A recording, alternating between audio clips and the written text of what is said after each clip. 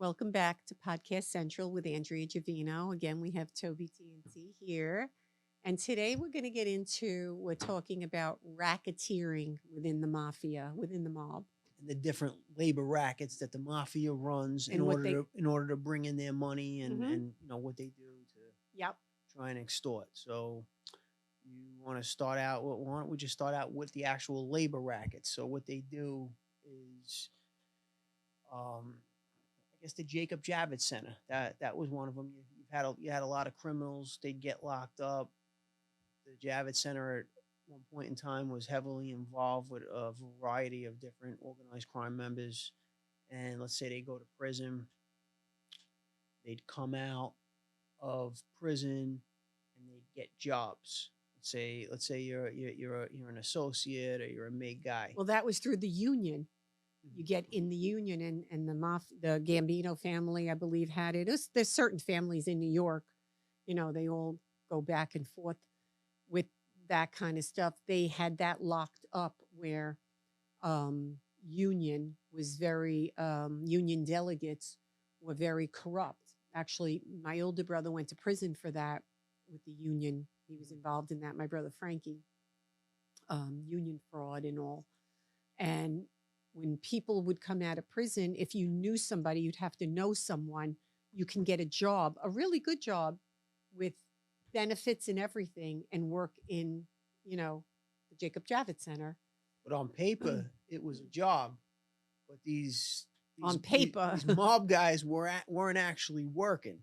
So basically, they would go there because maybe they're being clock watched. in. They clock in. Yeah, and then they go sit in the back room maybe and play cards. They play pinochle. Gamble. Yeah. While they're collecting a paycheck. Yes, but there were real legitimate guys that worked. There were legitimate workers that were doing the work. Yes.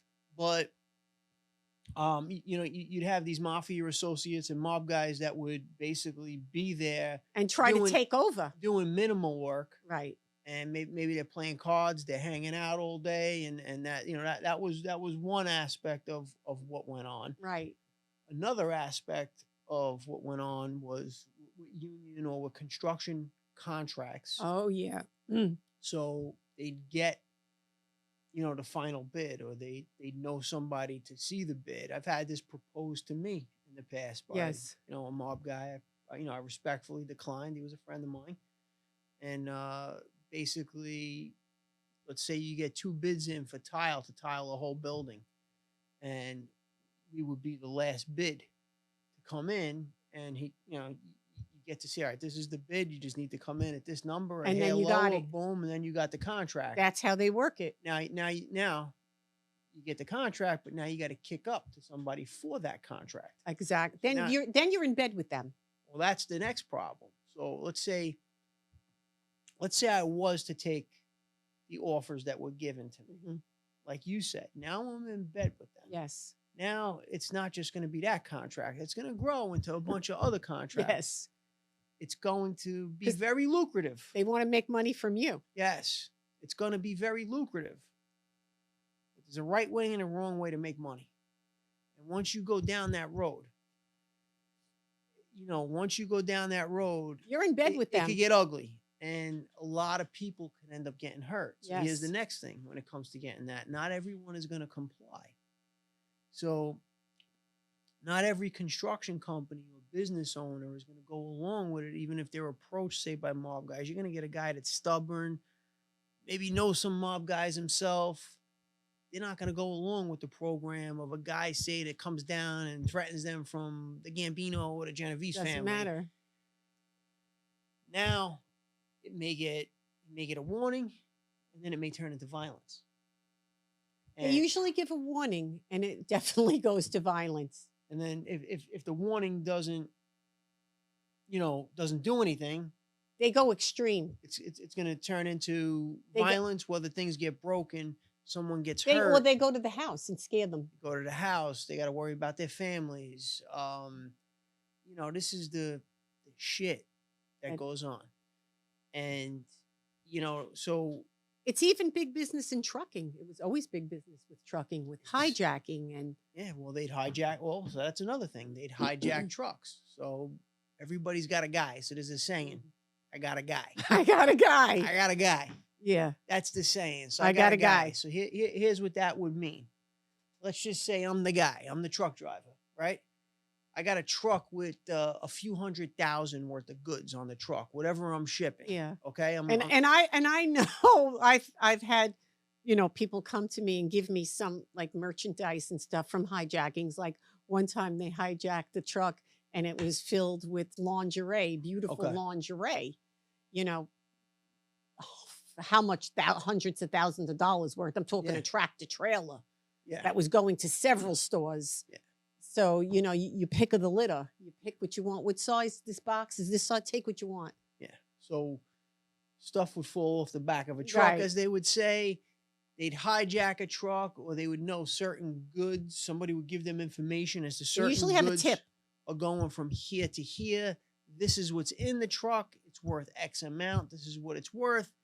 There might be a plan already in place. This is where they could sell it at. We could move it here and here, because They already have where they could unload it. if you steal 1,000 computers and now you got 3-4 guys on the street selling computers on the side, word's going to get out that these guys are selling computers. So they hijacked a lingerie tractor trailer. But when they do that, and they don't just go randomly and hijack it, they already have somebody that's going to take the product, because it's always an inside job. And let's face it, the truck driver isn't going to go and get killed. No. For shot or beat up with a baseball bat. No, because that's what they do. Let... My dad was a truck driver, a tractor trailer driver. He got hijacked a couple times in the Bronx. Okay. He'd stop at a light in the Bronx, South Bronx, and they'd open it up, you know, with the what's those big tools to break the chain, because there's chain on the back. Yeah, bolt cutter. The bolt cutter. Boom, boom, boom. And started robbing TVs. Okay. He had TVs. He ain't going to get killed for that. No. So they take them, they run. These are just like random, you know. But when they're hijacking a whole tractor trailer, that's an inside job. Yeah, so that's another one of the the rackets that the mafia does. So, you got the construction rackets, you got the hijacking rackets. You even have the pornography and all of that. I heard that. I'm not too familiar with that much of it. I don't know that much about it, but I know they were involved with pornography. With the pornography business. They said that's why Sammy Gravano killed DB. Okay. Because of the pornography. Forget about it. That's big, big business. That goes along hand in hand with prostitution. But then also you have the racketeering with gambling. Yeah. With betting and all. So the gambling, we could get a little bit deeper into the gambling. We know a little bit more about that. We've had family members, close friends involved on high levels with, organized crime and the gambling. So, with the gambling, there's different. So in the legal world, you go to a casino. In the illegal world, particularly in New York, gambling was illegal for many years. And what they would do is they'd have these clubs. I worked in one of them. Yes. I worked in one of that's how I met Frank Lino. I worked in it was illegal back then. So why don't you just describe what type of club it was that you actually worked in? Because there's a couple of different types. Oh, yeah. No, mine was beautiful. It was a club in, you walk in, it was on Avenue U, under the train station there. And it was, you walk up the stairs and they fix it. It's above a business usually. Like I think it was factory downstairs and then it's upstairs. And then they, what they do is they make it beautiful. It's like a little baby casino. That's what it looks like. Just a small version of a casino. And there's usually blackjack, craps, table, poker you could play. And it's all illegal. And there's a bar. So you can order drinks and you can have some food also. Because some people, usually they're after hours. They start like maybe 12 on, like late at night, and they go into the morning hours. But these are for people that love to gamble. But besides that, then you have the illegal gambling, not even going up a club, where Nippy used to do. you know, So taking Nippy was your drink. brother, your My brother-in-law. brother-in-law, He's recently deceased. he I was a had street guy. another friend who was his partner, Mikey. I was friends with his sons, and they had one of the biggest gambling with another partner, Right. Larry. I believe they're all deceased at this point. Yeah, yeah. And They had they gambling. had one of the biggest gambling operations going on. Oh, for yeah. taking bets in Right. New York City back in the day. But Nippy also had his hands in the clubs, right? Yeah. Yes. Yes. Okay. And then they have these different types of social clubs that a lot of cafes have in and around Brooklyn, Right. where there might be a back room, Mhm. not fancy like you're describing. It's just basically a back room, say, with a bunch of tables where guys could just go in and play card games. Right. And, so basically they're just in there playing card games, maybe for not no big amounts of money. And, they got to pay X amount goes in. And that's how some of these cafes and businesses actually make money or were making money in and around New York for a number of years with having. I remember this one particular cafe. The owner is now deceased, but they had a back room. So basically, you go into this back room, you walk in this pizzeria, cafe-ish type place, and there may only be a couple of people in there. Then you go into a back room, and you might see 20 guys in the back playing cards. But there's a lock on the door, and it's locked and bolted shut, so not anybody could just walk in there. You got to know somebody to be able to get back there. So it's a lot of neighborhood guys coming in, gambling, and this is how the mob would have some of their racketeering organizations going around with different cafes, and then they got to kick back to one of the bosses. They always kick back to the boss because the boss is the one that's going to protect them if they get raided by another family, which I've known that's happened. Nippy's club got robbed. So when you go into protection now Right. you go into protection. Now you talk about legitimate businesses. The protection thing is a whole nother racket now that they had. So protection, let's say you got a legitimate business, and let's just say back in the day, I don't know about today, but back in the day, you're on 18th Avenue in Brooklyn, New York, okay? You're in Bensonhurst, or you're in different parts of Brooklyn, and you got a busy store. You want that store and that business and that pizzeria to operate, somebody's going to come in there and they're going to offer you protection. Yes. But then I would say, what do I need protection for? Now the question, the $1 million question is protection from who? From who? There ain't What do I nobody need bothering me. Yeah, but you're going to need it. But the protection, they're the ones that are going to come and do it. They do it to you. So you need protection from the guys that are coming in there. From them. Offering you the protection. Right. The protection is also to prevent anyone else from coming in, trying to shake you down. What they ultimately want to do is lock you in. So then they say, this guy is with me. I got that place. This guy is with me. That means you're under their protection. Stay at it. Like if another family tries to cross over and get that business, they go, no. That guy is with me. I already got them. So or let's just say another pizzeria decides to open up across the street or down the block. They say you can't be here. Yeah, they may put that pizzeria out of business because the guy across the street that's paying kickbacks already to them has their protection. They're also earning money off of them. Now to put another pizzeria across the street, it's a conflict of interest. Yes. So they may go to that business and they may turn around and say, well, look, you can't put a pizzeria here, but we'll let you do, say, an Italian restaurant, or we'll let you do a Sala Maria. But you can't put a pizzeria. We're not going to let you do a pizzeria here. Right. And then if they don't comply, right, maybe they'll destroy the place, they'll blow it up. Throw yeah, some shots in the building. yeah, exactly. That happened. It was in the news with the place you worked when you were a kid. We'll get into that in a different day. How's that? All right? That's a long story. But you can't even put a little deli on the same block. Yeah, so it would be a conflict of interest. And this is how the mob with these different rackets would run, hold control, bring in money. Right. And, this is how... But they make the guy think that you're his friend. and that you're with me, we're going to take care of you and all of that. That's the protection racket. Yeah, Ma- they're very charming and charismatic, but ultimately you don't want to get in bed with them. No, I mean, and again, there's a variety of reasons because it could lead into, well, I'll jump into the next racket, okay, Right. which is a big one, and it's another big money maker for the mob. It's loan sharking. Oh Okay, yeah, so that's loan big. sharking, Well, I was doing that. yes. So loan sharking is it's a high interest loan. So you go to a bank, you take out a loan. Let's just say it's at right now the rates are a little bit high. Let's just say it's at 7 or 8% for the year. If you go to the Mafia and you take out a loan, you're paying on 2 points, say a week.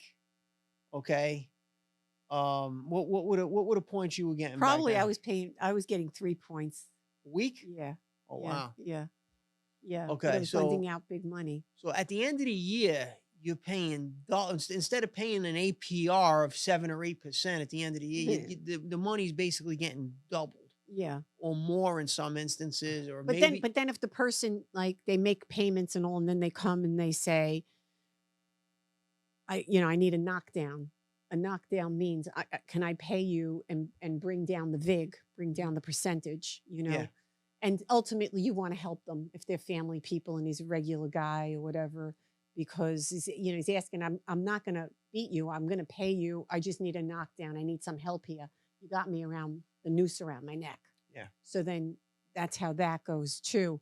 But if they don't pay, then there's consequences to that. you get hurt. They can get hurt really bad. And here's where it's really a downward spiral, and like guys that are taking money from loan sharks, it's usually in an act of desperation. Because if you're a business, why wouldn't Oh, you? they're desperate. Why Yeah. wouldn't you go to a They're tight. bank or Yeah. whatever the Well, case a may lot of be? them don't have credit. They didn't have credit back then. So they're going, and imagine you're paying double.